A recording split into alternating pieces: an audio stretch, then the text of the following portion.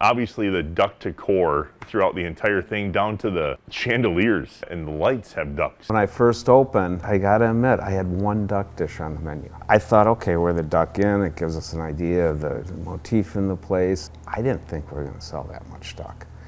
Farmers, brewers, hunters, packers, badgers, cheeseheads, neighbors. No matter what name we go by, we are bound together by our roots. These are the people, the stories, and the patriotism from inside Wisconsin. Welcome to Deeper Roots with Blain's Farm and Fleet. Another episode of Deeper Roots brings us to the Duck Inn in Delavan, Wisconsin. Jeff Carbash is the owner. Jeff, I think we both met our wives here. Maybe we should start there. My wife worked here through college. I've been coming here for over 20 years. I would say it was probably her second day maybe, or her third day. It was probably December 5th of 2002. And we were sitting back there at a table, and at the end of the training night, we role play with the servers. We're testing her, and my wife stopped in. And she called me up to the waitress station, and she sort of whispered, she goes, I just got back from the doctor, we're gonna have the baby tomorrow. So December 6th, 2002, my first daughter was born. Wow.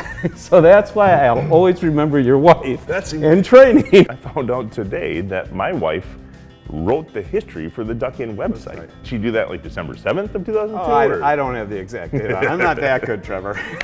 There's something special about that though, and I think it takes a lot of patience and shows your professionalism to be able to work with college kids. Yeah, but your wife she was good. She had a caring interest for, you know, the part-time job here while she was going through school, and she mentioned she was a history major, and I said, oh, I got a project for you. Tell us about the history of this place, knowing I don't think you owned it then? I didn't. It was established in the 20s, and it was the far west dining room, and the bar was in that little breezeway that connects the far west dining room and the current bar now. There was multiple owners. It started with Bloomquist was the original owners. They were Swedish. Years ago, the Chicago Tribune had a deal where you would get one lot in Lake Lorraine Skansen subdivision if you had a year subscription to the Chicago Tribune.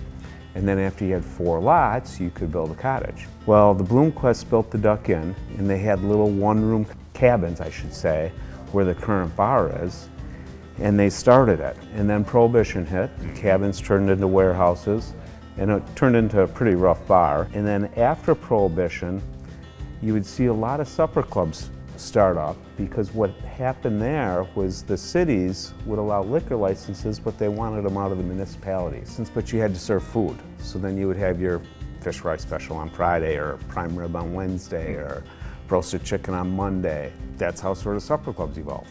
Did you name it the Duck Inn, by the way? No. It was named that before? It was named that before, and it was named that before Prohibition. So it was a supper club all the way back then. Back then. Maybe what's your understanding of what a supper club is? I think it's only a Wisconsin thing. I would say the building it has to be sort of an original building or location. A relish tray on the tables, a Friday night fish fry, Saturday night prime rib. Open primarily just evenings. It was named the Duck Inn, and I guess you were fairly required to keep duck on the menu. Yes. And that's really what you're most known for, would you say? I would say, yes, it is. When I first opened, I gotta admit, I had one duck dish on the menu. I thought, okay, we're the Duck Inn, it gives us an idea of the motif in the place, and we'll have a duck dish, and I didn't think we were gonna sell that much duck.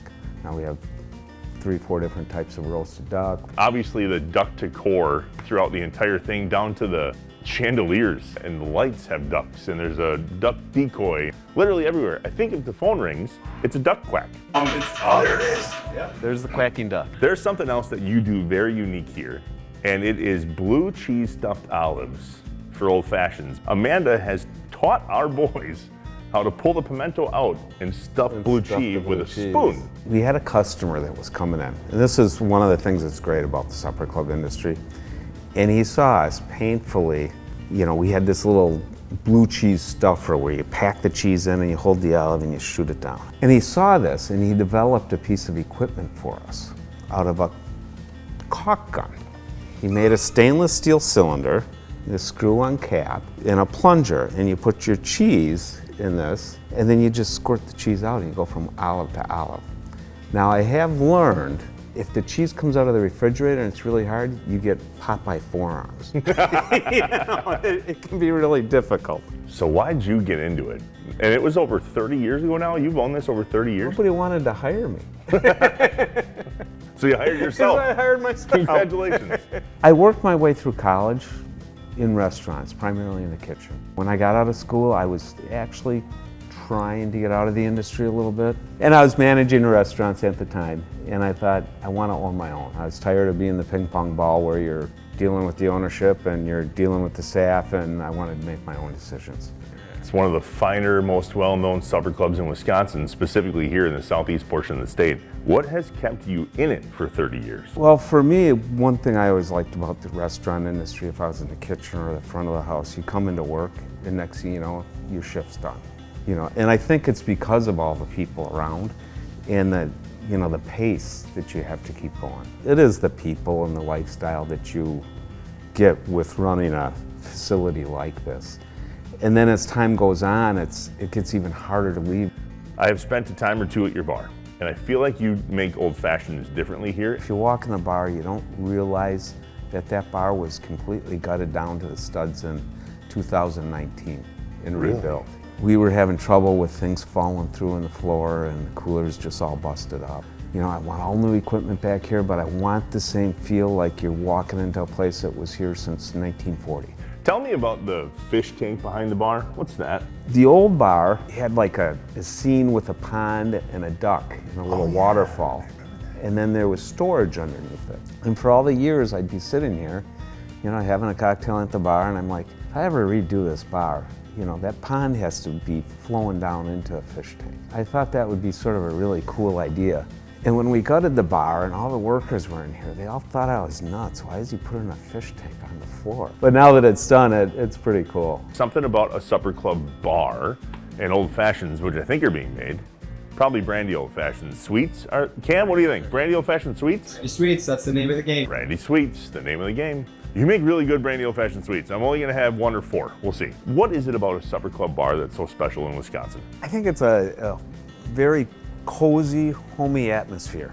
And a lot of them have the wood decor similar to this. You feel like you're in your grandfather's den. Dark, Yeah. not necessarily well lit on purpose. What about this place is haunted? What's the story? We've just had different experiences. Is anything comes to mind recently? Recently, when we lost Joyce, we've been here for a really long time. Yeah. The lights flickered in the bar area. really strange. Joyce was a waitress. She was our main waitress in the bar, and that's where Amanda probably remembers just one waitress. Over the years, Joyce and I would be talking, and I said, well, if you go before me, Joyce, give me some sign or something. And she goes, oh, I'll flicker the lights. And never paid any attention to this. Friday night we worked. She couldn't wait tables any longer. She was getting up there in the years and was having difficulty with that. So she was cashiering for me, and I'm showing her what she's gonna have to do as a cashier. She goes and leaves. I close the restaurant up. I come in here, work in the restaurant. We go all night. I go take Francisco home, one of our dishwashers, and I come back. There's Cam and Eric, and I'm like, well, why don't we have one drink before we leave? And the bar lights started going off, and then I'd hit the switch and they go on, and then they'd shut off again on me. And I go to the switch and they turn on. I'm like, what the heck? And right when I was saying I'm gonna have to go and shut the breaker off and get an electrician here, it stopped. So I went home, fell asleep. The next morning, my wife comes in and she's like, Jeff, freaking out. She's like, Joyce died yesterday. And I'm like, what the heck? I mean, it still gives me goosebumps thinking about it because I didn't even know she passed away. And I'm thinking that night she was messing with the lights. That's incredible. You remember Joyce? Yes. Were you here when she passed away? No. Okay. Have you heard the story about her flickering the lights? No. Did you ever have any haunted things happen to you here? No, but it always felt weird. That's your fault, Jeff.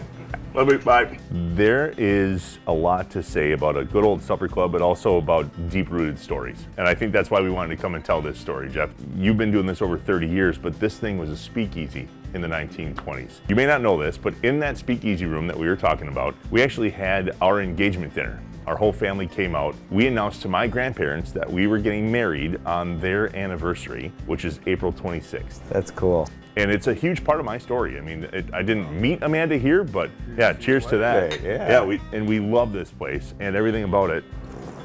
Dug in, waddle out. Really appreciate it. Thanks for having us down. Thank you. I'm grateful to tell the story. Thank you. Gotta play the duck machine. Winner every time, right? Get to play until you get one. And the big duck's not gonna come out. Okay. Not so good at the duck game. Come on. Yeah. Got it. And you sell more rubber ducks than roasted ducks. You know, I think we probably do. Hey, I'm holding the phone up to the mic for the podcast. You'd be disappointed to hear that they have a new way of stuffing blue cheese stuffed olives. No. Yeah, they use a caulk gun now. That's crap. Raising an old fashioned to only our second Supper Club episode somehow here on Deeper Roots with Blain's Farm and Fleet. Especially grateful for the opportunity to sit down with Jeff, share the Duck Inn's incredible Supper Club story with you all, and reconnect with some of my own deep roots here as well. If you want to make your own lasting family memories at the Duck Inn, do so as I have. Here's what you do. Head online to duckindelavan.com or give them a call to check menus and hours. And be sure to follow along on their Facebook and Instagram pages for regular updates there too. If you've been following Deeper Roots for a while, you know we're always on the hunt for our next Deeper Roots guests, our stories, so be sure to nominate some friends, family, even yourself. Head to our website, fill out the form, farmandfleet.com/deeperroots. Lastly, don't forget to like and comment below, smash that YouTube subscribe button, and if you are listening on the podcast side, leave us a 5-star review, would you? Have a good one. We'll see you next time. Talk to you later. Bye.